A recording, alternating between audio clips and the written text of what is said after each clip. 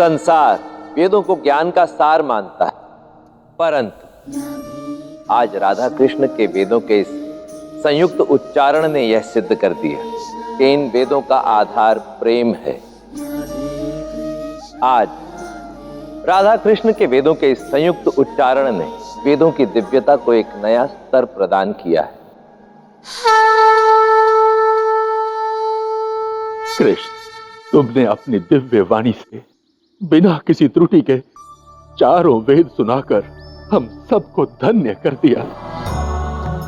कृष्ण, मैं भले ही तुम्हारा गुरु हूं, किंतु तुम्हारी सुंदर प्रस्तुति को तुम्हारा ये गुरु संदीप ने कोटि कोटि नमन करता। तुम दिव्य नहीं, अति दिव्य हो कृष्ण।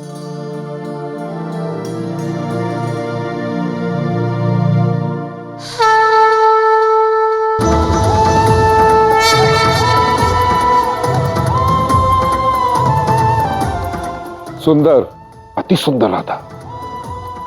वेदों का इतना सुंदर वचन मैंने आज तक नहीं सुना, और बिना किसी त्रुटि के तुमने 4 वेद कैसे पढ़ डाले? बाबा, इसका श्रेय तो आपको जाता है। एक स्त्री होते हुए भी आपने मुझे वेद पढ़ने का अवसर दिया, किंतु ये बात तो सत्य है कि ये मैं अकेले तो नहीं कर पाती।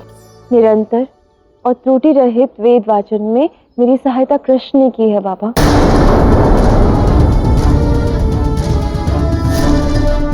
कृष्ण वहाँ वेद ज्ञान प्राप्ति के लिए आश्रम गया और यहाँ मेरे मुख से भी वेदों का उच्चारण हुआ। ऐसा प्रतीत होता है कि उसकी शक्ति से मैं स्वयं ही वेद वाचन करने लग गई।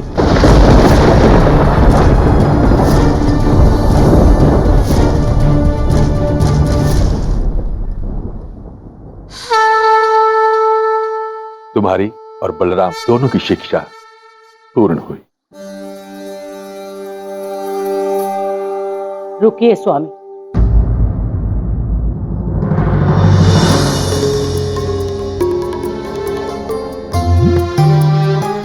कृष्ण, कोई भी विद्या गुरु दक्षिणा के बिना अर्जित नहीं की जाती।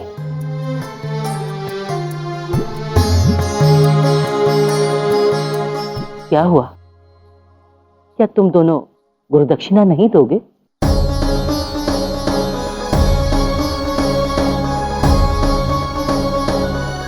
अवश्य गुरुमां, हम गुरु दक्षिणा अवश्य देंगे।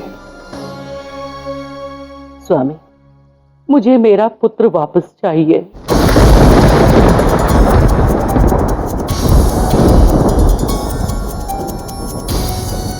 किंतु मैं ये कैसे मांग सकता हूं? हमारा पुत्र मर चुका है और मरे हुए का लौटना काल चक्र के विरुद्ध होगा। जिन बालकों ने 64 दिनों में सारी नीति अर्जित कर ली हो, वो काल चक्र को भी बदल सकते हैं। परंतु आपको मेरी सौगंध है स्वामी।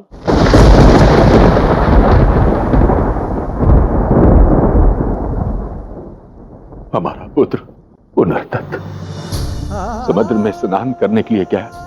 अचानक एक तेज लहर आई और उसे खींचकर गहराइयों में ले गई। कदाचित वो वही कहीं विलुप्त हो गया। मैं जानता हूं कि उसका लौटना असंभव है, किंतु क्षमा कीजिएगा गुरुदेव। गुरुमां, किंतु हम आपको ये गुरु दक्षिणा नहीं दे सकते। ऐसा न कहो पुत्र, ये गुरु दक्षिणा नहीं, एक माँ की दक्षिणा है। एक माँ की उसकी ममता के लिए अंतिम गुहार है। मुझे मेरा पुत्र वापस ला दो।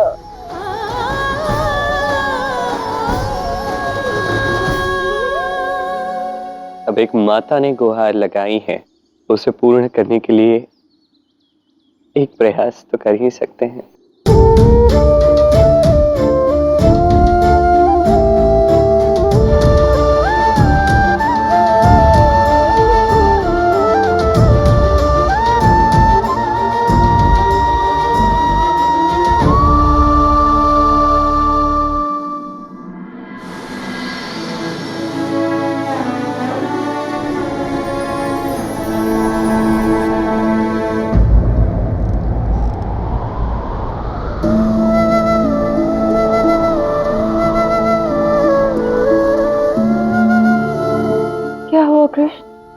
ठीक तो है।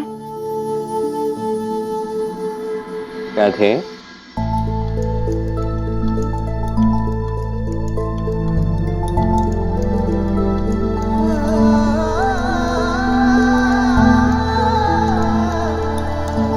एक असंभव कार्य करने जा रहा हूं। ऐसा कार्य जो जीवन चक्र और काल चक्र से भी परे है। राधे, कृष्ण, क्या ये संभव है? मेरा हृदय बहुत विचलित हो रहा है।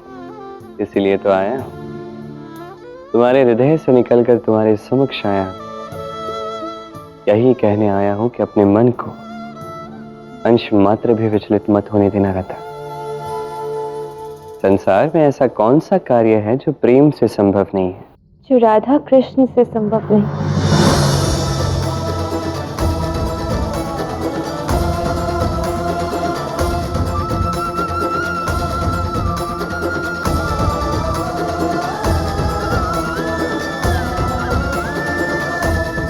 जीत कर लौटना कृष्ण।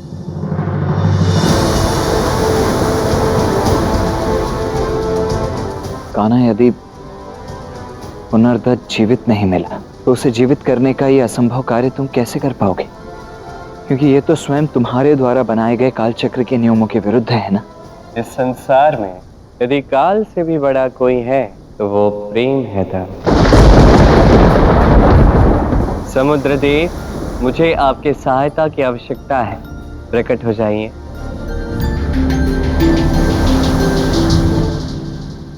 कान्हा, कदाचित समुद्र देव अपनी लहरों की भांति उन्माद हो गए, इसीलिए इतनी विनती करने के पश्चात भी प्रकट नहीं हो रहे।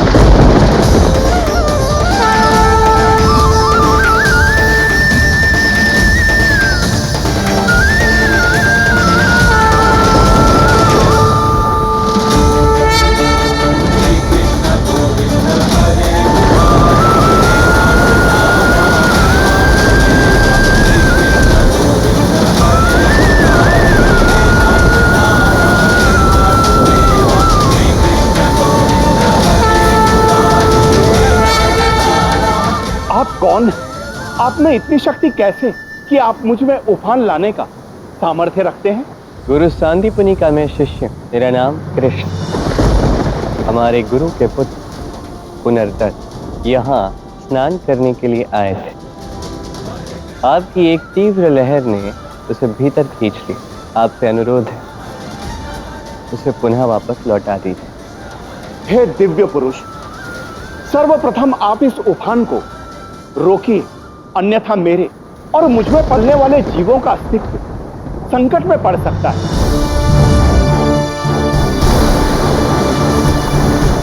मेरी गहराई में शंखासुर नाम का एक भयानक असुर रहता है, जो तट पर आने वाले जीवों को गहराई में खींच कर ले जाता है। अवश्य ये उस असुर का कार्य होगा।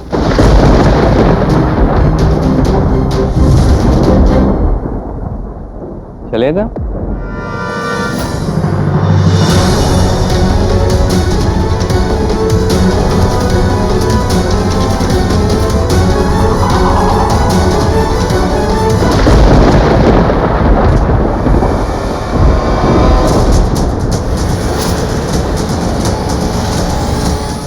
कान्हा, ये पवित्र शंख तो दीर्घायु और समृद्धि का प्रतीक है ना, और ये तो देवी लक्ष्मी का निवास स्थान भी है। ऐसे पवित्र शंख को इस दुष्ट असुर ने अपने अपराधों और पापों का केंद्र बना रखा है। ऐसे महापाप के लिए तो इस दुष्ट असुर को केवल और केवल मृत्युदंड प्राप्त होना चाहिए। शंखासुर, सामने आओ!